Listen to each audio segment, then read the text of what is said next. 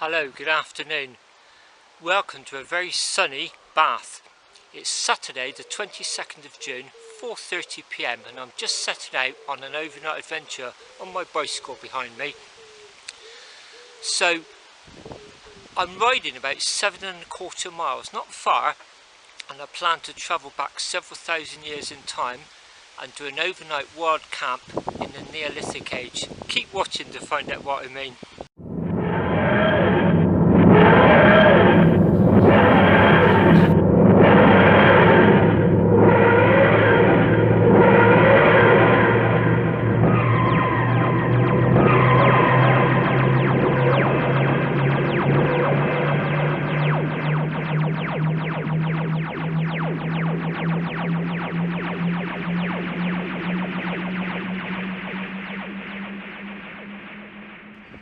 Well, it's now 5:20. I'm just passed through the village of Wellow. I'm in the Wellow Valley. You may see a couple of people walking along the brook bank there. That's my destination right in front of us. It's a Neolithic long barrow at Stoney Littleton. So I need to ride down here about another 3/4 mile, cross that brook on a footbridge, and then walk back up the fields. And I'm going to camp right next to the long barrow.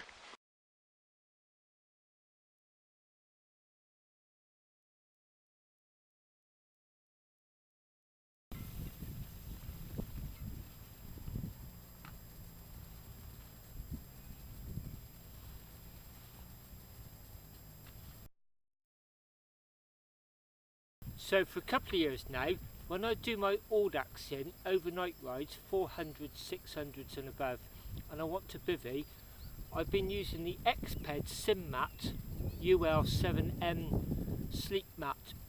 For a couple of years I've just inflated it by mouth, but on the advice of Gareth and George, two of my YouTube followers, I invested in the Schnozzle pump bag this year, and I'm really grateful for their advice. It makes it so much easier to inflate, and also you don't get breath in there, which risks condensation and possible long-term damage through rotting.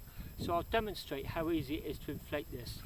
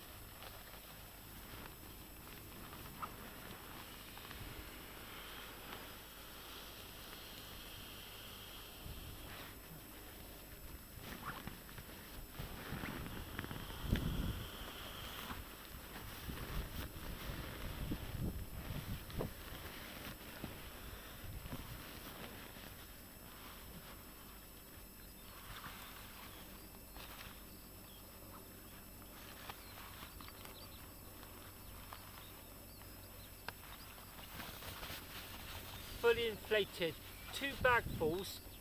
When I'm really well practiced, I can sometimes do it in one.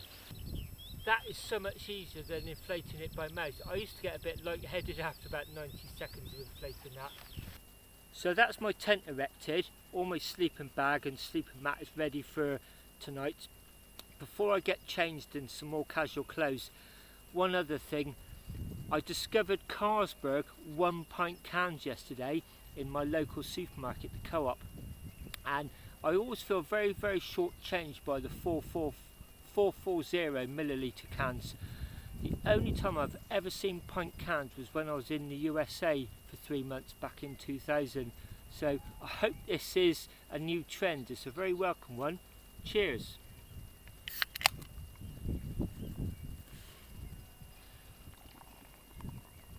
So it's now 7:30 and I've just started to cook my tea. So tonight I'm using my MSR Whisper Light petrol stove. When I first started cycle touring, for many years I used a methylated spirit system, low pressure. It was a Trangia Swedish kit, and it looked like a landmine, but it was so compact. Everything was included: a little meth burner, pots and pans, a windshield. But we found when we started to tour abroad, methylated spirit was very hard to get hold of, or it came under a variety of different names. And in the end, on people's advice, I just went over to a petrol stove, because at the end of the day you can just go to a petrol station and fill up a litre container, and the boil time is so much quicker.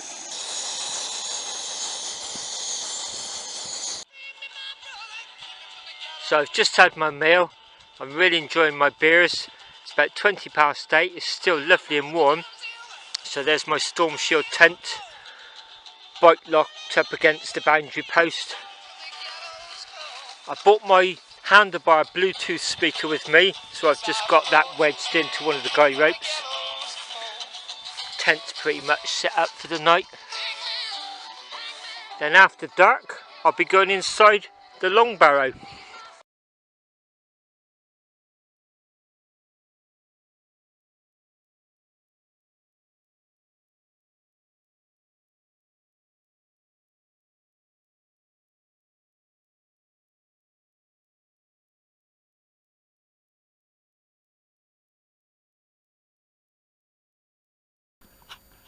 Well, it's 10:30 PM now, and it's not completely dark. There's still quite a bit of afterglow behind the horizon there. Sky's quite bright there still. So, time to go and have a look inside the barrow.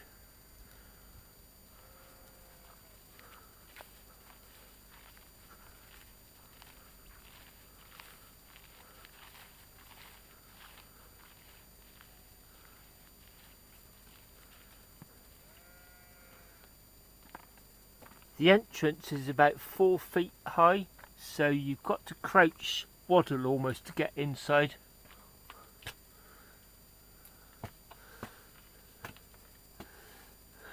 It's the main passage, and then there's these side chambers.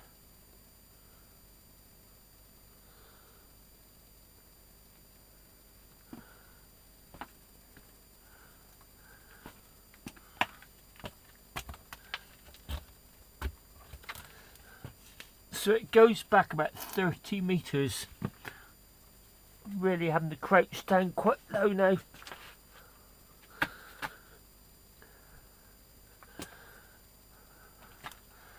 Wow.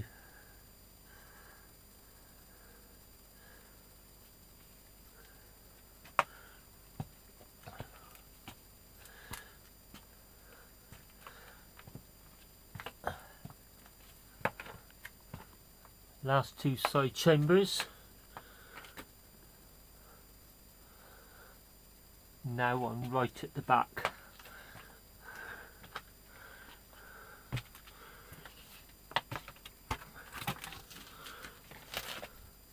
Looking back towards the entrance, if I turn my torch off, it's pitch black in here.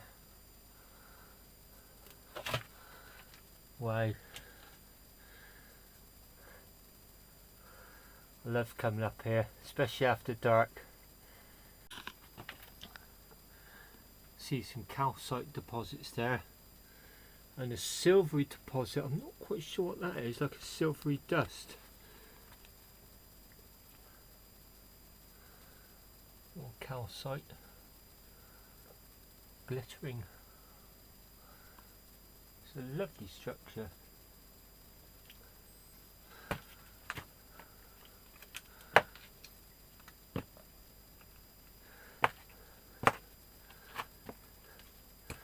quite cramped in here. I think you have to be quite happy with enclosed spaces.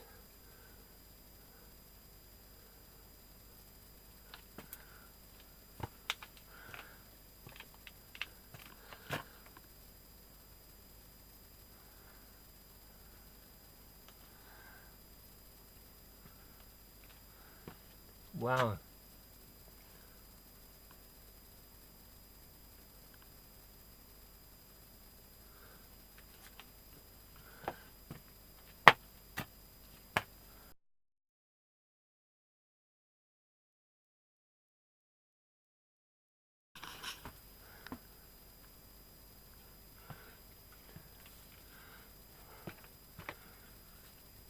Then back out at the entrance again.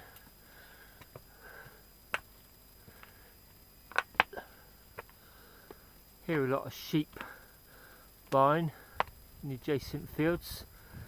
See a few distant lights.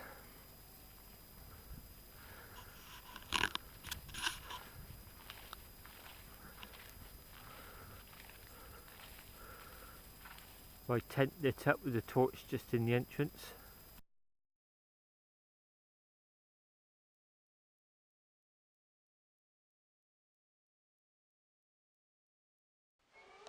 Last week on my end-to-end, I naively thought riding the 200 kilometre DIYs I would be finished by 5, 6, maybe 7 o'clock at the latest each evening. It would give me plenty of chance to sit and relax, have a meal, a few beers early night. It didn't quite turn out like that in the end. In fact, towards the end it was actually quite a challenge to get each day finished, and I really loved it. It was a fantastic experience. But seeing the cycle tourists with all their panniers up in Scotland really made me want to do some more touring again. I used to do a lot when I was younger, in my 20s, 30s and 40s. I cycled all over the UK and quite a bit of Europe as well. I even cycled from San Francisco to Miami in my 40s. It took 3 months to do that, just camping, youth hosteling, staying in a few motels. So I'm quite experienced. Just something I've been really longing to do for the last few years. So I'm still going to ride all axes, but I don't intend to ride I don't intend to ride anywhere near as many as I have done the last few years.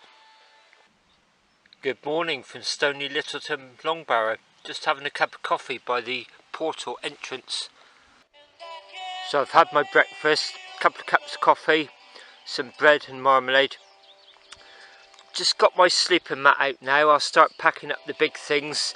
Then I tend to use the sleeping mat as my packing tray. I can get everything organised in its separate piles like wash kit, clothes, cooking kit, just to ensure I don't really forget anything and it all goes back in the bags in some sort of order. So I've done most of my packing now. It's all in piles on the sleep mat. My pannier bags, they're carried ice. I'm not sure what the range is, but they've been discontinued many years. The tent is just airing, drying the tea towel in the water bag. I've got a rubbish bag there, that's my bread bag. So I'm not a fan of rules, I just prefer moral compass and common sense and decency really. But the one ethos with wild camping is leave no trace. So I'll ensure I do that before I leave. I guess I do appreciate I'm a bit clumsy and forgetful, so I do tend to overdo the packing up, double checking everything, even counting my tent pegs, for the reason being tent pegs are probably the easiest to forget as you're disassembling the tent, and you know there's always a chance that a child could tread on it and injure themselves, or an adult or an animal, so I do take a lot of care. But when I leave I'll even be kicking the grass down. Leave no trace.